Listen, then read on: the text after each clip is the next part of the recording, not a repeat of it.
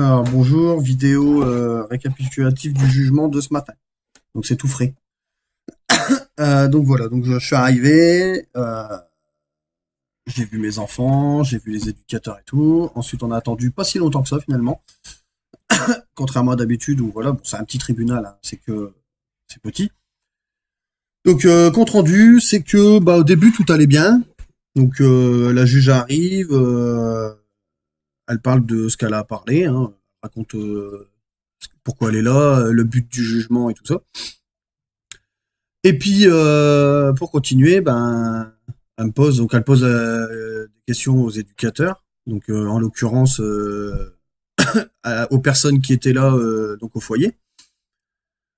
Et donc ils disent ce qu'il y a à dire. Hein. De toute façon, il n'y a pas grand-chose à dire. Et puis elle me pose la question à moi si j'ai quelque chose à dire dessus. Donc je commence à répondre. Alors, un peu plus longtemps que Madame Berici, mais je sais pas pourquoi, hein, tous les juges ont tendance à couper la parole aux gens. Donc elle me coupe la parole et elle pose des questions à l'éducateur d'à côté, le dernier éducateur qui intervenait. Donc pareil, il dit ce qu'il a à dire, et puis elle me repose la même question, donc je commence à répondre, et elle me recoupe la parole. Après, elle se remet à parler, donc au moment où elle se remet à parler, bah moi je lui coupe la parole. Voilà, elle a pas aimé, mais je lui ai dit, mais madame, vous me coupez la parole 2 fois, et moi j'aurais pas le droit de vous couper la parole, c'est pas parce que vous êtes un juge que vous devez vous permettre de ne pas respecter les gens. Donc là, ça a commencé à m'énerver. Donc au début, tout se passait bien. Bon, ils ont dit ce qu'ils avaient à dire, même si tout n'était pas forcément, voilà, hein, que voulu que je me défende. Je peux pas me défendre. Et là, la juge s'est pris pour la reine. C'est un juge, elle fait ce qu'elle veut, elle dit ce qu'elle veut, elle écoute personne, elle écoute que ce qu'elle lit sur les dossiers, alors que rien n'est vrai. Et même ça, d'ailleurs, je l'ai évoqué, hein, parce qu'au bout d'un moment, elle a fini par m'écouter un peu quand même. Hein. Donc, vu qu'elle voyait que je m'énervais, elle m'écoutait un peu. Et donc, je lui ai expliqué que tout était faux, enfin, tout ce que je vous ai déjà raconté plus ou moins. Hein, et elle me dit comme ça, avec sa réponse bidon, monsieur, si vous avez besoin de vous plaindre, quoi que ce soit, moi, je suis juge pour enfants, si vous voulez vous plaindre, c'est au commissariat. La réponse pourrie, parce que on sait très bien que le commissariat, il en a complètement rien à foutre. C'est pas le rôle du commissariat, d'ailleurs. Mais plus du procureur de la République ou de l'IJAS, hein, l'inspection générale de l'aide sociale, ou encore, enfin voilà, il y a plein de sociétés qui s'occupent de ça. Le problème, c'est que pour les joindre, c'est la galère. Pour trouver leur adresse et leur envoyer un courrier, bah, ça marche, mais il n'y a pas de réponse après. Est-ce qu'ils font ou pas l'enquête? Ça, il n'y a pas de réponse.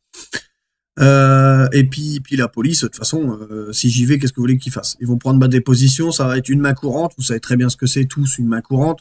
Et ça n'ira sans suite. Voilà. Comme l'histoire avec le comportement sexuel de mon fils, c'est classé sans suite. Hein, je l'ai appris il y a pas longtemps. Donc voilà. Donc en gros, tout ce qui est cafard, tout ce qui est non-respect de l'enfant, tout ce qui est non-respect des droits de l'homme, tout ce qui est mensonge, tout ce qui est tout ça, ça la regarde pas. Ensuite, j'ai évoqué aussi que, comment dire, les reproches qu'on me faisait, c'était bien gentil, mais il fallait aussi regarder sur le palier des autres. Hein, comme la maman et puis le foyer, hein, parce que c'est bien gentil d'accuser les parents de maltraitance, de négligence, de carence. Alors, j'ai appris un truc aujourd'hui, pour une fois que j'avais une mini-réponse. Donc la mini-réponse, c'est que, en gros, tout ce qui est écrit sur le premier jugement, ça veut dire que ma compagne qui prend des médicaments, ma compagne qui bouscule mon fils contre un mur, ma compagne qui prend, qui voit un psychiatre, ma compagne qui est bipolaire, les éducateurs qui m'ont pas aidé dans le truc, mais bon, enfin voilà, toutes les accusations comme le lit où il y avait les draps ni couverture, mais que je lavais, enfin tout ce que je vous ai déjà évoqué précédemment, tout ça n'a aucun rapport avec le placement de mes enfants. C'est ce que la juge m'a dit.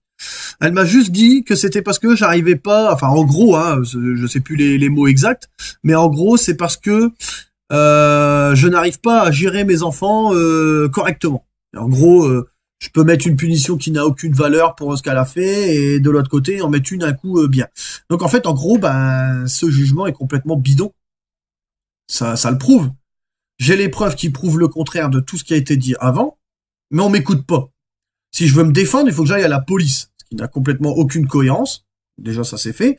Mais en plus de ça, mes enfants sont placés, mais c'est pas ce qui est écrit sur le premier jugement, celui qui a fait que mes enfants sont placés à l'heure d'aujourd'hui, qui a de la valeur. Donc je me pose la question, mais que fait la justice?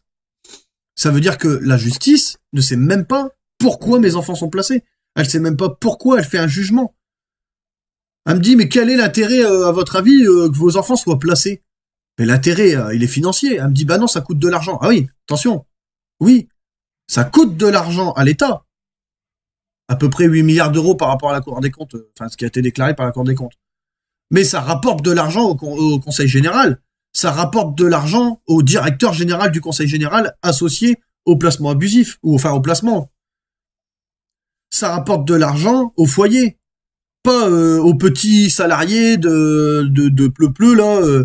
Hein, c'est comme la police, par exemple. La police, par exemple, regardez, elle met des amendes en ce moment. Pourquoi elle n'en mettait pas avant pour les mêmes choses? Regardez, je me suis fait arrêter il y a pas longtemps parce que ma plaque enfin, j'étais même pas au courant. Hein. Franchement, j'ai été arrêté, je pensais que j'étais en règle, et puis en fait, bah non. Mais bon. Parce que ma plaque d'immatriculation était trop petite, j'avais pas compris, enfin, j'avais pas entendu parler de plaques plus grandes sur les scooters, que j'avais pas de gants ni de gilet jaune dans mon coffre, et que je pouvais pas mettre donc la nuit, parce que c'est le but, c'est de le mettre la nuit. Bon.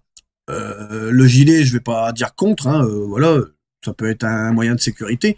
Les gants, je roule à 50 km/h, faut arrêter d'abuser. Et puis, la plaque d'immatriculation, franchement, j'étais pas au courant. Donc voilà, bon, après, j'ai une amende. J'ai pas encore reçu l'amende, mais je sais que ça va être dans les 135 € et tout. Mais ils ont un quota à faire. Donc comme ils ont pas fini leur quota, on est passé un peu à côté, désolé, mais c'était juste pour expliquer. Mais ils ont un quota d'amende à mettre dans l'année. Et comme le quota n'est pas atteint, qu'est-ce qu'ils font? Ils arrêtent tout le monde. Hein. Je peux vous dire, ils étaient à Cora, là, pas loin de chez moi. Il y a au moins 40, 50 scooters qui ont été arrêtés pour des défauts de gants, de gilets ou autre. Là, c'est pareil. Eux, ils ont un quota à respecter d'enfants. Le quota d'enfants, quand il n'est pas respecté, ils perdent de l'argent, parce que le conseil général, lui, les directrices, hein, vous savez, les gros bonnets du foyer, les grands, hein, je veux dire, la grande directrice, celle qui dirige tout, les actionnaires, parce qu'il y a des actionnaires, faut pas rêver, c'est pas l'État l'actionnaire, hein, voilà, qui a encore le directeur du conseil général, le gros bonnet, hein, le plus grand, c'est celui qui est le plus haut, lui, il se fait du pognon, lui, là-dessus, parce que c'est pas une paye de 1500 ou 2000 € qui se fait, hein. Je suis sûr qu'il se fait bien 3-4 000 € sur le truc. Les éducateurs du foyer, c'est pareil, hein. Eux, ils sont payés combien? 1000, 2000 €. Enfin, je dis ça en gros, je suis même pas sûr. Mais la grande, pareil, hein. Les 3000 €, elle les atteint largement, hein. Qu'elle me dise pas qu'elle a pas une voiture de riche, qu'elle a pas une maison super classe avec 40 000 chambres si elle le veut, et qu'elle a pas les moyens de s'acheter un château, hein. Elle vit dans le luxe. Même si elle est pas luxe, enfin, elle a pas les bijoux de luxe et tout. Elle vit dans le luxe. Elle peut mettre de l'argent de côté tous les mois, y a pas de souci, hein. Donc voilà. Donc en fait, on en est là. Donc la juge m'a écouté. J'avais fait un mot d'une page et demie sur ordinateur 2 jours avant pour lui expliquer que voilà, hein, que je l'écrivais parce que automatiquement je pensais que j'allais pas être écouté ou autre, donc je l'avais déjà prévu que j'allais pas être écouté, vous avez vu, comme ça j'ai pris les devants. Donc je lui ai expliqué l'histoire des cafards, je lui ai expliqué l'histoire des enfants, je lui ai expliqué comment mes enfants ils étaient, hein, donc que rien n'a changé, parce que même même une éducatrice assez haut placée dans le foyer l'a confirmé au téléphone. On m'a conseillé d'appeler le foyer pour connaître le point de vue du foyer sur le compte rendu qui allait être fait au jugement. Donc elle m'a bien expliqué que mon fils il avait un comportement instable, que pour s'exprimer il mettait des petits coups de poing, mais que c'était pas méchant, c'était pour s'exprimer, tout ça. Donc en fait en gros ça n'a pas changé, parce que depuis qu'ils sont placés ils sont déstabilisés. Ils sont psychiquement instables, ils sont psychologiquement déglingués. Bientôt ça va être je sais pas, enfin, ils vont finir par être suicidaires ou autre. Et moi, ils me demandent juste d'écouter les éducateurs. J'ai déjà écouté les éducateurs pendant 3 ans et ça n'a mené à rien, ça a mené au placement. Donc voilà, hein. Ils le disent eux-mêmes, hein, il suffit juste de regarder les jugements précédents. Avant le placement, on va dire 6 mois avant le placement, devant le juge d'Épinal, quand je voulais récupérer mes 2 dernières, Shana et Jenna, c'est pas compliqué, il disait que j'étais à l'écoute, que je respectais ce qu'il me demandait et tout. Et comme par hasard, 3 mois plus tard, on me reproche déjà de ne plus respecter que dalle, que les éducateurs, je les écoute pas, que je suis pas leur conseil. Donc vous voyez, il s'est passé quelque chose entre deux. Ce qui s'est passé, moi je le sais, c'est qu'ils ont pas aimé que je leur dise que c'était des feignants et des bons à rien. Tout simplement que on était voilà, ça faisait 2 ans qu'ils étaient là, 2 ans que je voyais même plus l'éducatrice d'ailleurs, et ça faisait quelques semaines que j'avais pas vu la TISF, et la TISF elle a tout balancé, elle a dit n'importe quoi, enfin voilà. Enfin vous connaissez déjà un peu plus le truc. Donc là, pour finir avec ça, parce que la vidéo va pas être très longue encore une fois. Je dis bonjour et merci au soutien que j'ai eu sur Facebook aujourd'hui, même s'il y en a pas eu énormément. Bon voilà, tout le monde n'est pas connecté à Facebook en permanence, mais merci quelques personnes qui m'ont soutenu. Ça m'a fait un peu de bien. Donc ils attendaient cette réponse, même là ils attendent, là ils envoient, je sens mon téléphone qui vibre, ils demandent qu'est-ce qui se passe et tout. Donc je leur ai dit que je venais de rentrer, je viens de rentrer, donc voilà. Et le temps de manger un bout et de fumer une cigarette parce que j'en pouvais plus, et donc je fais cette vidéo. Donc le compte rendu final, je l'ai pas encore, hein. Elle m'a donné aucune indication. Je suis juste sorti de là-bas, j'ai parlé avec l'éducateur qui venait dernièrement, là, qui était respectueux, comme je l'ai dit, vous, je vous reproche rien, vous êtes venu, vous avez posé les bonnes questions, vous avez fait votre enquête, vous avez plus ou moins eu des preuves. Maintenant, je vous demande pas à ce que l'éducatrice, quand vous lui posez la question pour les 50 lignes, qu'elle vous dise la vérité. Moi, j'ai appelé ma fille, c'était samedi, les 50 lignes qu'ils étaient passés à 500 lignes, ma fille, elle dit 25-30. Donc ça passe de 25-30 dans la tête de ma fille, 50, moi maxi, je crois que c'était 65. Donc voilà, j'ai mis 65 lignes à ma fille pour des insultes ou un truc de ce genre-là. C'était vrai que c'est pas très grave, hein. Moi j'en ai eu plus de 10 000 par une prof et puis je me suis jamais plaint. On m'a jamais mis devant un juge et puis dire votre professeur c'est un gros boulet, il vous a mis des lignes, on va l'interdire d'exercer. Non, faut arrêter conneries. Et donc voilà. Donc, je referai une vidéo. Alors, je dois appeler demain, donc le 5, pour avoir plus ou moins un semblant de réponse sur ce qu'il va y avoir. Bon, j'aurai pas tout. C'est tant que j'ai pas reçu le document signé de la main du juge et je sais pas, je crois que ça doit passer devant le procureur ou le préfet de police ou je sais pas trop quoi pour que ça soit validé complètement. Donc voilà, il se rejette toujours la balle et tout. Bon, voilà, un grand classique de la justice d'aujourd'hui.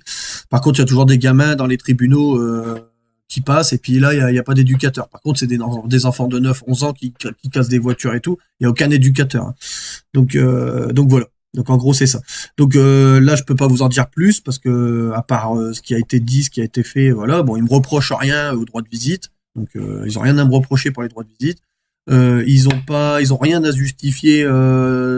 Et d'ailleurs, la juge en a rien à foutre de justifier ce qui s'est passé, des mensonges et tout ça. Donc j'attends demain en fin de journée, je vais essayer d'appeler le tribunal de Béthune pour savoir comment dire plus ou moins le compte rendu. Après, je sais que ça prend, alors à Amiens dans la Somme, ça prenait environ 3 mois pour avoir le document officiel, et avant ça, personne ne peut rien faire. Je sais déjà que mes enfants normalement devraient être déplacés dans un foyer dans le coin, qui est pas très loin, hein, c'est proche de Béthune, donc c'est pas très loin, pour janvier. Donc je pense qu'ils vont passer les fêtes de Noël, faire une visite là-bas et après être déplacés. Et puis je vous en redirai plus dès que je reçois des nouvelles, des documents ou quoi que ce soit là-dessus. Alors donc pour l'instant, je peux pas vous dire quand ce sera, hein, ça sera sûrement avant la fin du mois. Mais pour le document officiel que je vous lirai en vidéo, il n'y a pas de souci. Derrière, voilà. Après, au sujet de la maman, pour en finir là, elle donne pas de nouvelles à ses enfants assez souvent. Alors, ils disent qu'elle est encore enceinte, alors que normalement, je croyais qu'elle avait accouché, donc je ne peux pas dire, je ne sais plus. Enfin, bref, on sait pas. Hein, on sait pas.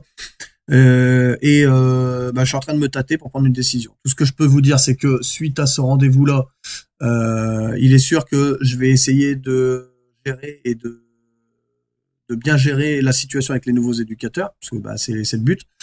Et pour les anciens éducateurs, je vais essayer de prendre un rendez-vous avec un conseiller juridique, donc un médiateur juridique, pour lui demander des conseils sur qui je peux me fier en fait pour attaquer en justice, parce que je vais le faire avant, c'est tout. Vu que maintenant ils sont ici, il n'y a plus de lien avec la Somme et le Pas-de-Calais, donc je peux attaquer. Donc au lieu d'aller à la police, madame la juge, je vais aller directement à la source. Donc je vais demander, je sais pas qui je dois aller voir exactement, mais je vais me faire aider. Je vais me faire aider, quitte à user tout l'argent que j'ai de côté pour me faire aider par un avocat, par qui que ce soit, je vais le faire. Mais à la fin, je sais que le résultat, il sera super bon. Parce que même si ça prend 5, 10, 15 ans, dans 5, 10, 15 ans, ils vont payer. On verra où ils sont à ce moment-là, s'ils sont à la retraite, s'ils sont punissables, s'il y a prescription ou pas. Mais si j'attaque maintenant, il y aura plus de prescription parce que s'il y a une prescription de 5, 10 ou 15 ans, j'aurais commencé à attaquer avant la prescription. Donc comme ça, c'est fait. Par contre, le seul problème, c'est qu'il n'y a plus les enfants en jeu. parce que comme il se relance la balle, bah, c'est plus enfin c'est plus la juge pour enfants qui s'occupe de ça, mais c'est le juge en pénal ou comment ça s'appelle le juge. Enfin, il y a plein de trucs différents. Enfin, c'est des trucs judiciaires là. Il y a des trucs pour tout, mais il y a rien qui est géré correctement là-dedans. Donc voilà. Donc bah je vais vous laisser là-dessus. Je peux malheureusement pas en dire plus, hein. Je sais que ça s'est bien passé et mal passé. Elle m'a coupé la parole, j'ai coupé la parole. Elle a pas aimé, moi non plus, j'ai pas aimé être coupé dans ce que je disais. Quand on me pose une question, j'aime bien répondre jusqu'au bout. On n'a pas voulu me laisser finir, et ben moi je l'ai pas laissé finir non plus. Enfin, elle l'a fini quand même, mais voilà, j'ai bien fait comprendre que j'en avais marre d'être pris pour un idiot alors que je le suis pas. Voilà. Donc je vous laisse là-dessus. Je vous redonne des nouvelles dès que possible. N'hésitez pas et on verra. Voilà. Je vais réfléchir à tout ça. Là, c'est encore un peu chaud, mais je vais réfléchir à tout ça dans les prochains jours. Et puis, ben, s'il y a du nouveau, je vous mets au courant. Voilà. Je vous laisse là-dessus. Bon courage et à plus tard.